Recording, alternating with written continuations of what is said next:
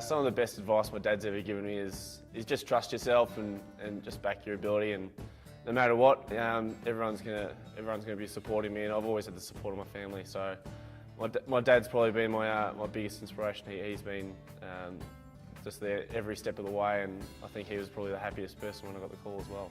I think the most important piece of advice would just be to work hard and make the most of what you've got, whether it's whether it is my cricket skills, whether it is off the whether it's schoolwork or off the field. My dad always instilled in me to be able to work hard and make the most of the talent that you do have in whatever you got. So I've certainly taken his advice on board, and I do work hard in everything that I do.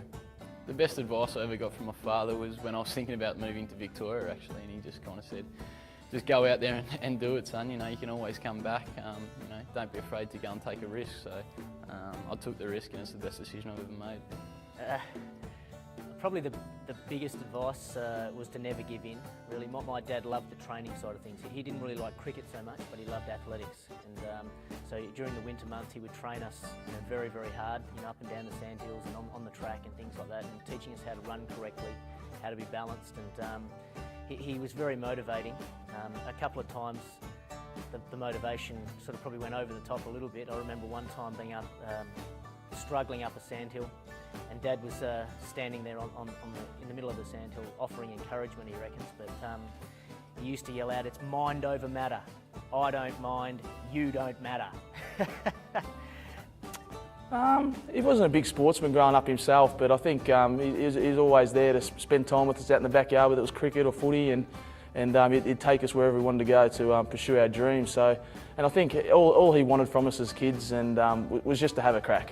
He was happy to drive the many miles down to Melbourne from the country for me to train or play, and that's all he wanted from us was get down there, have a crack, do your best, and if your best is good enough, then you move on. If not, he was as long as you put in, he was happy to stay there and watch and keep travelling all around Australia.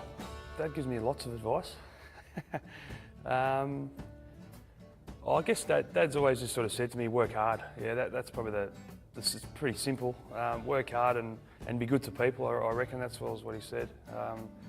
He never really had a cricket background, but he thought he knew it all. But and we had some good blow-ups growing up, when he was coaching, that sort of stuff. But he's always been a guy that supported me, and obviously, just being a good guy to talk to when things aren't going right.